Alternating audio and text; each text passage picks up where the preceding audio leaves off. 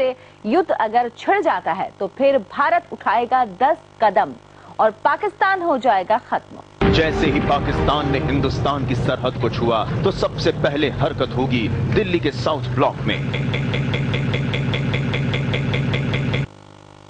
ये वो जगह है जहां प्रधानमंत्री, रक्षा मंत्री, थल सेना प्रमुख, वायु सेना प्रमुख और जल सेना प्रमुख बैठते हैं।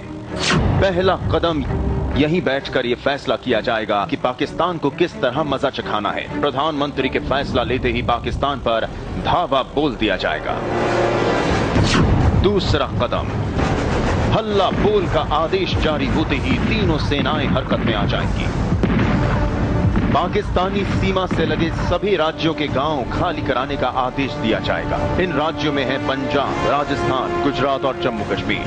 हिंदुस्तान की अग्नि 3 मिसाइल की रेंज 4000 किलोमीटर है। इस मिसाइल की रेंज से पाकिस्तान का कोई भी कोना बच नहीं सकता। तीसरा कदम, जिस दिन आदेश मिलेगा उसी के कुछ घंटों के अंदर भारतीय वायुसेना के सुखोई, MiG-21, मिराज 2000 और जैगवार जैसे अत्याधुनिक लड़ाकू जहाज ईंधन और बमों से लद जाएंगे और वो फौरन पाकिस्तान पर अग्नि वर्षा करने लगेंगे। चौथा कदम, हल्ला बोल का आदेश मिलते ही भारतीय नौसेना भी हरकत में आ जाएगी। भारतीय पनडुब्बियां टारपीडो बम से लद जाएंगी।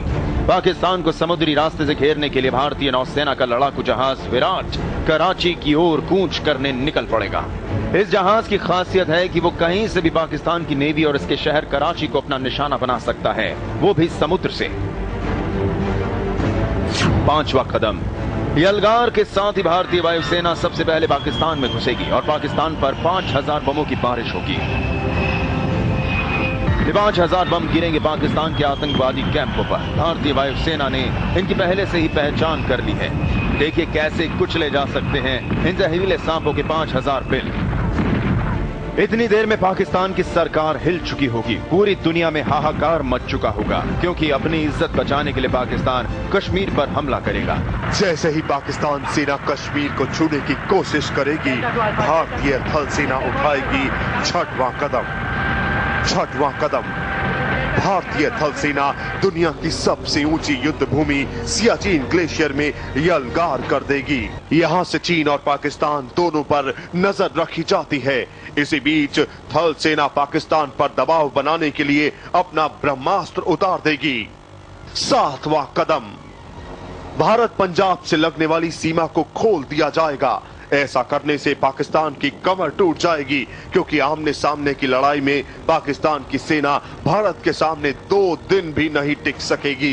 पाकिस्तान राजस्थान में आगे बढ़ने की कोशिश बिल्कुल नहीं करेगा क्योंकि यहाँ भी भारतीय फौजें पाकिस्तान से कई गुना ज्यादा तादाद में हैं। इस बीच भारतीय नौसेना कराची के बेहद करीब लामबंद हो चुकी होगी। कराची पाकिस्तान की आर्थिक राजधानी है।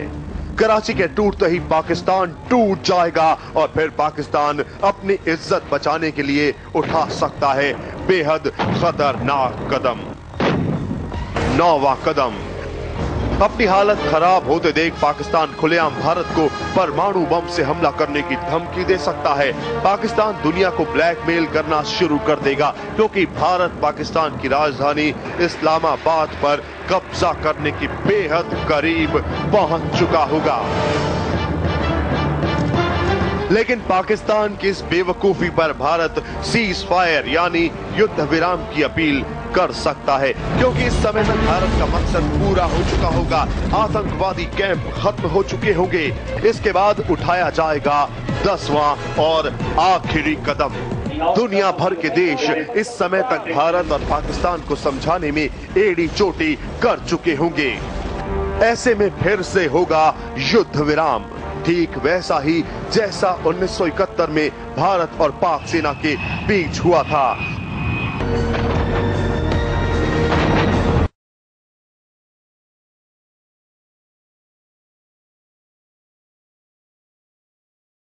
You hear some news from us perhaps that India has test fired a missile. Don't jump to alarm because although that can sound quite disturbing and alarming, apparently this was planned and this is kind of par for the course. It's par for the course because India, one, has a very transparent program. We know what's what type of weapons they have. One would assume that it did happen. We have to verify that, but they have a very verifiable program, and they're always very transparent about what Right. Funny, according to the Associated Press, they called to get a comment from India, and it said the person who answered the phone at the Defense Ministry said, no one's available to comment because they're all at the test site. So maybe they'll call back a little later and find out more. The entire government is over there. अच्छा नुसरत साहब, Indian वैसे एक चीज़ है कि आपको पता है film और ड्रामे में वो काफ़ी आगे होते हैं।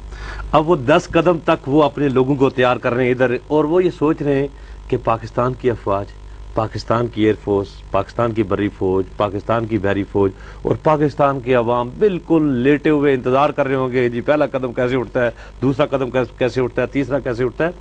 मकसद ये नहीं है कि हम जंग नहीं चाहते, देखें हम क्लियर है इस बात पे, लेकिन वो शायर का कहना है ना कि अगर जंग लाजमी है तो फिर जंग ही सही।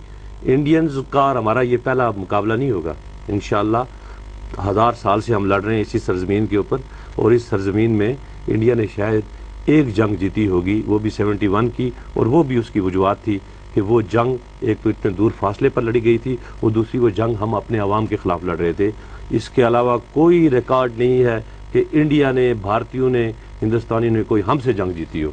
तो अगर वो आए तो मोस्ट वेलकम, अब उनको भी पता लग जाएगा। बड़ी सीधी सी बात है कि वही बात जैसे आप कर रहे हो कि कौन चाहता है जंग हो, जंग अच्छी बात नहीं है, ना हमारे लिए है ना उनके लिए है, लेकिन ये भी बात एक तय कर लेना कि भाई बहरहाल यानी जब से पाकिस्तान बना है और पाकिस्तान के जो इंस्टीट्यूशंस रहे हैं हमेशा हमारे सामने तो यही रहा है कि जी हमारे जो वजूद है उसको ना तो तस्लीम किया गया है या शायद उसको सस्टेन नहीं रहने दिया जाएगा।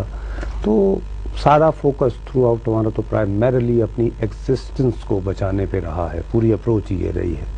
तो ऐसे हालात, लेकिन अभी भी उम्मीद यही करनी चाहिए कि ये ना आए, लेकिन ये दिखाने का मकसद ये था कि आज के दिन जब आप ऐसी चीज़ें अपने आवाम को दिखा रहे हैं तो फिर अगर फ़र्ज़ करें कि कल परसों तरसों हफ्ते बाद या 10 दिन बाद आप इस तरह का अटैक नहीं करते हैं हाँ, तो फिर आप क्या उन लोगों को कहेंगे। तो मैं कह रहा हूँ कि इंडियन गवर्नमेंट और इंडियन एस्टेब्लिशमेंट खुद अपने लिए मुसीबत खड़ी कर। हाँ कि वो जस्टिफाई क्या करेगी। आपको पता है 2001 में जो उन्होंने किया था और फिर 2004 में जब वापस आए तो उनकी जस्टिफिकेशन, वो फिर शाइनिंग इंडिया का नारा भी नहीं लग सका। रावलपिंडी से कॉलर है हमारे साथ। जी अस्सलाम वालेकुम। जी अस्सलाम वालेकुम। जी वालेकुम अस्सलाम। जी मैं शाजिया बोल रही हूँ रावलपिंडी से। जी ये अभी आपने हमें फिल्म दिखाई है 10 स्टेप्स वाली। ये जब वॉर स्टार्ट होती है हमने कहीं सुना था कि ये एक प्रोपेगेंडा मुहिम होती है, वॉर स्टार्ट करने से पहले ये लोग करते हैं किसी मुल्क के खिलाफ। बेसिकली ये कुछ भी नहीं कर सकते। हमारा जो जज्बा है ना मुसलमानों का जी, वो इंडियंस में कभी आ ही नहीं सकते हैं। जी बिल्कुल ठीक बात है शाजिया, बहुत बहुत शुक्रिया। हाँ जज्बे में हम बहुत आगे, बाकी कई कामों में हम थोड़े देर पीछे, लेकिन जज्बा हमारा वाकई किसी से कम नहीं है। आजाद आजाद कश्मीर से जी, आजाद कश्मीर से कॉल है जी। अस्सलाम वालेकुम। अस्सलाम वालेकुम जी, मैं खलीक आरफ बात कर रहा हूँ जी, बाग आजाद कश्मीर से। जी खलीक आरफ साहब। नुसरत जावेद साहब, मुश्ताक मनाज साहब, बिलाशुबा अल्लाह पाक ने आपको बेपनाह सलाहियतों से नवाजा है और इसकी आप भरपूर नुमाइंदगी भी कर रहे हैं। मैं इसके लिए आपको मुबारकबाद पेश करता हूँ जी। शुक्रिया। क्या बात हो रही है हिंदुस्तान की और पाकिस्तान की जंग की। तो इस सूरत हाल में कि अभी हिंदुस्तान का जो लहजा है, शायद अगर आपको याद हो कि परवेज मुशर्रफ साहब के दौर में यही लहजा अमेरिकन का पाकिस्तानी हुक्मरानों के साथ हुआ करता था, जो आज इंडियन हुक्मरानों का पाकिस्तानी हुक्मरानों के साथ या पाकिस्तानी कौम को हिंदुस्तान ललकार रहा है। इसमें बिलाशुबा हमारी बहुत सारी कमजोरियां हैं जनाबे वाला। पाकिस्तान के अंदर इस वक्त ना तो कोई सियासी लीडर उस तरह का है, ना कोई माशी सूरत हाल बेहतर है, ना एग्रीकल्चर है हमारा, ना हमारे पास इंडस्ट्री है। तो इस सूरत में हिंदुस्तान भरपूर फायदा उठा रहा है और जो जंग पाकिस्तान के साथ हिंदुस्तान करना चाहता है वो उसने जारी रखी हुई है, शुरू की हुई है जनाबे वाला। पाकिस्तान को वो तबाह करना चाहता है माशी तौर पे, पाकिस्तान के अंदर से इन्वेस्टर भगवाना क्या करना चाहिए खलीक आरफ साहब हमें? मैं ये समझता हूँ सर कि इस वक्त पाकिस्तान के जितने भी हमने देखा है वो उसको जंग के हवाले से ही गुफ्तगू कर रहे हैं कि जंग होगी तो हम ये करेंगे, जंग होगी तो हम ये करेंगे। स्वार्थी सतह पे भी पाकिस्तानी हुक्मरानों को और पाकिस्तानी कौम को, नवाज शरीफ साहब को, आसिफ अली जरदारी को IMF से ये फंड्स लेने के बजाय, ये इतनी खौफनाक और तबाहकुन शराइत से पैसे लेने के बजाय अगर ये अपनी ज़कात निकाल के रख लेते तो पाकिस्तान खुशहाल हो सकता है। बहुत बहुत शुक्रिया जी।